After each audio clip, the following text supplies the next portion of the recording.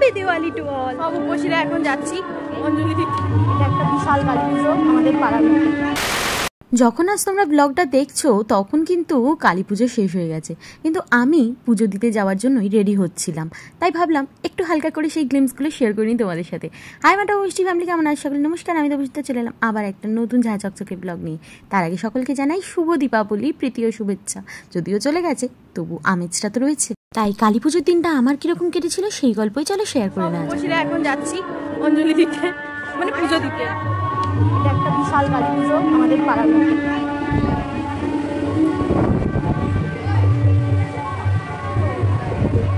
এটা অ্যাকচুয়ালি পাড়ার মধ্যে বলাটা ভুল হবে, বাট আমাদের লোক্যালিটির মধ্যে একদম 5 মিনিট দূরত্বেই এই সুন্দর কালী পুজোটা। এখানে বরাবরই এরকম বড় কালী পুজোটা হয়, বেশ ভালো করেছে এবছর, আরও বড় করেছে। শুভ কালী পুজো। আর কালী পুজোতে অলরেডি আমরা সকলে বেরিয়ে পড়েছি। আমার টিপটা কোথায় পড়ে গেছে, টিপটা নেই। যাই হোক, পুজো দিতে যাচ্ছি, বেরোনোর আগে খেয়াল করিনি টিপটা পড়ে গেছে, কিন্তু কিছু করার নেই। এত সেজে গুজে পায়ে কি পড়েছি দেখো, ক্রক্স। কারণ মন্দিরে যাচ্ছি, আর মন্দিরে crooks is the safest one. মন্দিরে এবার বিশাল লাইন পড়বে। এখানে প্রচুর পুজো হয়, বাট স্টিল মন্দিরে গিয়ে পুজোটা দিতেই এখানে প্রেফার করি, কারণ কাউকে চিনি না। মন্দিরের লাইনটা দেখো শুধু।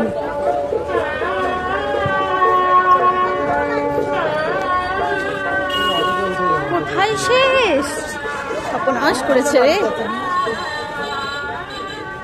কত বড় লাইন।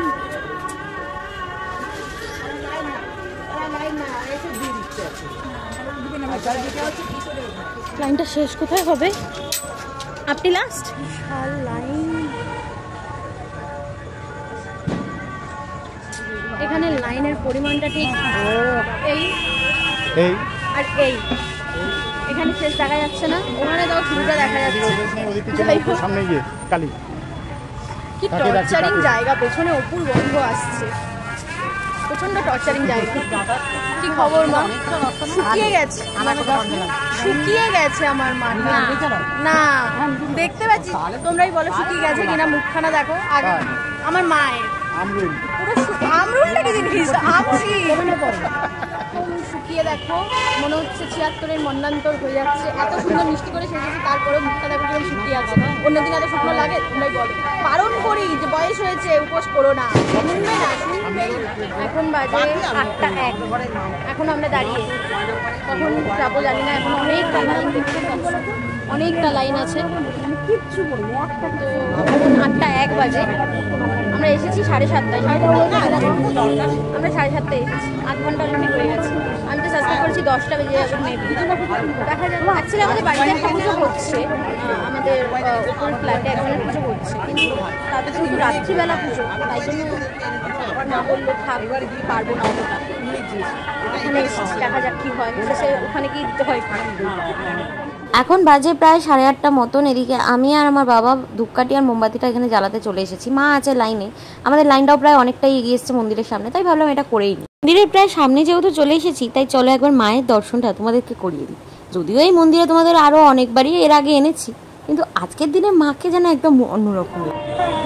এখন বাজে 8:30, এখন আমরা দাঁড়িয়ে মন্দিরের মোটামুটি কাছে এসে গেছি, কিন্তু এখনও মনে হচ্ছে লাইনে যাওয়ার পরে আমরা যেতে পারবো। দেখা যাক কী হয়। লাস্ট মন্দিরের কাছ অব্দি পৌঁছে এসেছি। এখন বাজে প্রায় 9:45, হ্যাঁ 8:40 আর কি। এখন মন্দিরের সামনে, দেখা যাক কখন ঢুকতে পারি। এই মন্দিরটা যেরকম জাগ্রত সেই রকম কিন্তু ভিড়ও হয় প্রচুর। আর এখানে যে যা পুজো দেয়, যেরকমই যতই মালা আনুক না কেন, সেগুলো কিন্তু মাকে পরিয়ে দেওয়া হয়, সেটা তোমাদেরকে দেখালাম একবার। তো যাই হোক, এবার আমরা মন্দিরে ঢোকবার চান্স পেয়ে গেছি অ্যাট লাস্ট। এখন বাজে প্রায় 9টা বাজতে 10 মিনিট মতন। তো এখানে আপাতত হাতে অঞ্জলির ফুল নিয়ে দাঁড়িয়ে রয়েছি, আর আমাদের পুজোটা আপাতত করে দিচ্ছেন ঠাকুরমশাই, অর্পণ করছেন মায়ের কাছে। এবারে অঞ্জলি আরম্ভ হবে।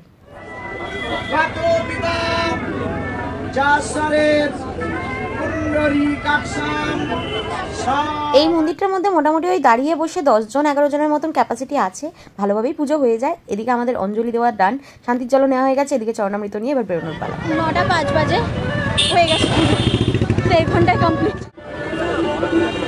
হলো না তাহলে পুজো দেওয়া? 9:05 বাজে, 10টা বাজে। 1.5 ঘন্টার মধ্যে হয়ে গেল। ঠিক আছে, কালী পুজো এমনি আমরা সারা রাত উপোস করে থাকতাম। বলো ভালো পুজো দেওয়া হ্যাঁ, দারুণ হয়েছে। হয়েছে, সারা রাত উপোস করতাম সেখানে। ঠিক আছে, চলো 9টা 5 অব্দি থাকতাম। একদম মন শান্তি আছে। এদিকে দেখি, সবাইকে বলে happy Diwali. Happy Diwali, happy Diwali, happy Diwali. Happy Diwali. আমরা কিন্তু সারা রাত উপোস করতাম বলো, কিন্তু এখানে দাঁড়িয়ে থাকাটা আমার কষ্ট হচ্ছে। দাঁড়িয়ে 1.5 ঘন্টা দাঁড়িয়ে থাকা খাটনিটা ব্যাপার না, ওই খাটনিটা কিছু না, উপোস করে এটা থাকা যায়। উপোস থেকে থাকা যায়, এই খাটনিটা কাটা যায় না। 1.5 ঘন্টা দাঁড়িয়ে থাকা এই লেগে যাবে। যাও। তাই ওকে হ্যাপি দিওয়ালি। মা ওইদিকে আছে, মা ওইখানটা আছে, আমার মন্দির।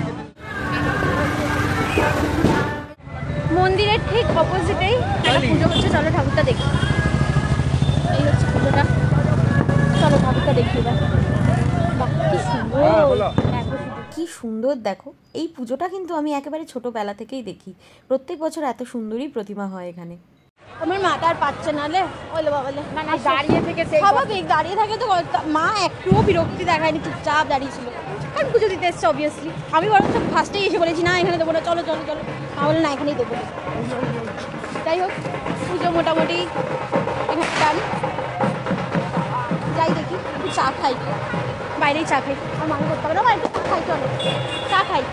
বাজারের দিকে যখনই আসি এই দোকানে চাটা খেতে একদম মিস করি না, সত্যি খুব ভালো বানায়। আর এদিকে মা আমাকে একটুখানি মাথায় ফুলটা ছুঁয়ে দিল আর হাতে প্রসাদ দিয়ে দিল। প্রসাদ খেয়ে এবার উপোসটা ভাঙলাম আমরা সবাই। আমি পুজো টুজো দিয়ে এসে উপোস ভেঙে প্রথম চা।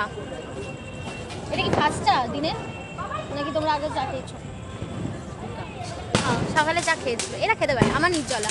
উপরে আবার ইয়ে চলছে করেছে রে, এই গায়ে ইয়ে পড়বে তো এবারে। আমি চা খাবো বলেছিলাম, কিন্তু এত গরম লাগছে আর ভালো লাগছে না চা।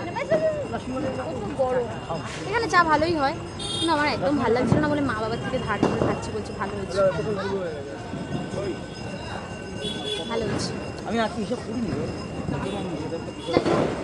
ভালোই কাটো কালী পুজো টুজো দিয়ে। এখানে আবার বাজি পোড়ানোও চলছে, বাজি পোড়াচ্ছে। এবার আমি আর বাজি পোড়ালাম না।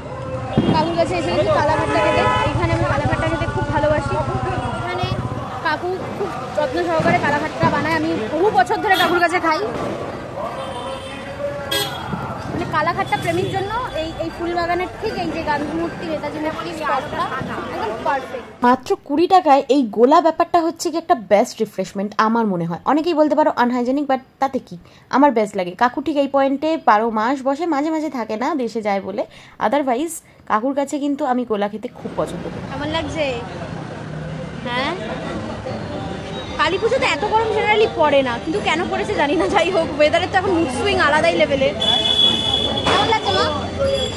বসে বসে খাচ্ছে দিদি, কেমন লাগছে গো? ভালো লাগছে? চলো তাহলে এবার যাই বাড়ি, চলো। কালাঘাটটা খেতে খেতে এখন বাড়ির দিকে হাঁটছি। তার আগে আরও একটা পুজো হচ্ছে। কি সুন্দর শিবানী রূপে মায়ের মূর্তিটা।